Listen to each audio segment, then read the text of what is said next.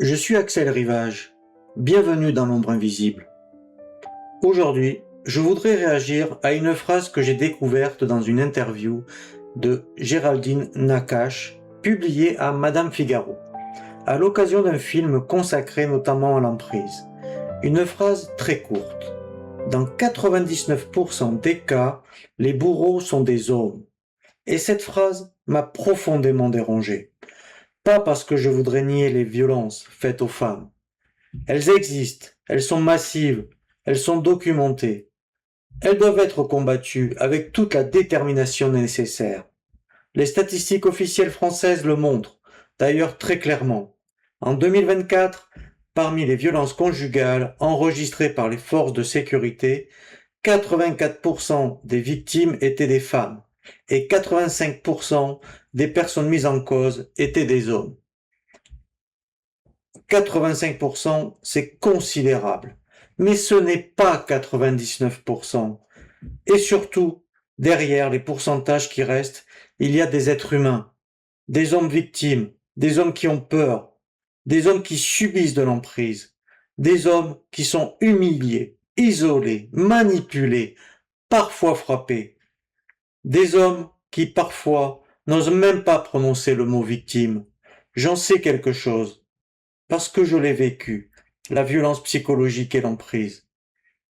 Et je sais à quel point il peut être difficile, lorsqu'on est un homme, d'être reconnu comme une victime.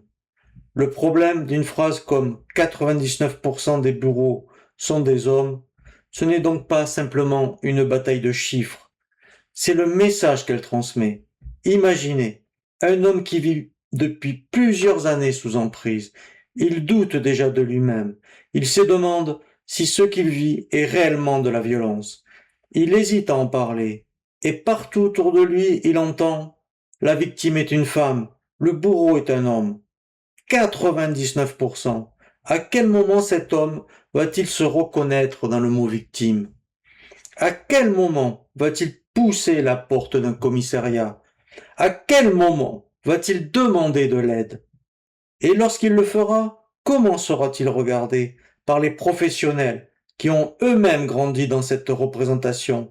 C'est cela qui m'inquiète, parce qu'un film consacré à l'emprise peut avoir une puissance considérable. Il peut permettre à des milliers de personnes de mettre fin à un mot sur ce qu'elles vivent. Et c'est formidable. Mais cette puissance donne aussi une responsabilité. Rendre une violence visible ne devrait jamais nécessiter de rendre certaines victimes invisibles. Je ne demande pas qu'on parle moins des femmes victimes.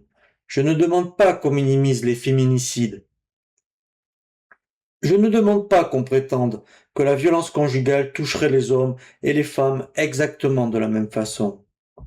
Je demande simplement qu'on soit précis, qu'on ne transforme pas une majorité statistique en quasi-exclusivité. Et surtout, qu'on ne dise jamais, directement ou indirectement, à une victime: ton histoire est tellement rare qu'elle ne compte presque pas. Parce que l'on appartient à cette minorité, elle représente 100% de notre vie. Je pense d'ailleurs que c'est là que nous devons sortir d'une opposition stérile entre hommes et femmes. Ce n'est pas une compétition de souffrance. Reconnaître les hommes victimes ne retire absolument rien aux femmes victimes.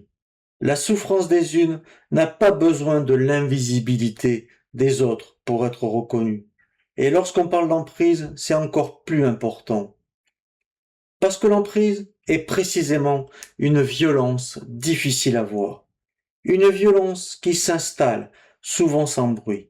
Une violence qui détruit progressivement la confiance en soi et la capacité à comprendre ce qui nous arrive. Alors si nous voulons réellement rendre visible cette violence invisible, il faut accepter de regarder toutes les victimes, même celles qui ne correspondent pas au scénario auquel nous sommes habitués. Je n'ai évidemment pas vu encore le film de Géraldine Nakache, je ne le juge donc pas. Peut-être est-il beaucoup plus nuancé que cette phrase d'interview, et j'espère sincèrement qu'il permettra à de nombreuses victimes de comprendre ce qu'elles vivent et de demander de l'aide. Mais cette phrase, elle existe, et je pense qu'elle mérite d'être interrogée. Parce que les mots comptent, les chiffres comptent, et lorsqu'on parle de violence, les victimes qui disparaissent entre deux pourcentages comptent elles aussi. Je suis Axel Rivage, vous étiez dans l'ombre invisible, témoigner, alerter, transmettre, reconstruire. Je n'ai évidemment pas vu encore le film de Géraldine Nakache, je ne le juge donc pas. Peut-être est-il beaucoup plus nuancé que cette phrase d'interview, et j'espère sincèrement qu'il permettra à de nombreuses victimes de comprendre ce qu'elles vivent et de demander de l'aide.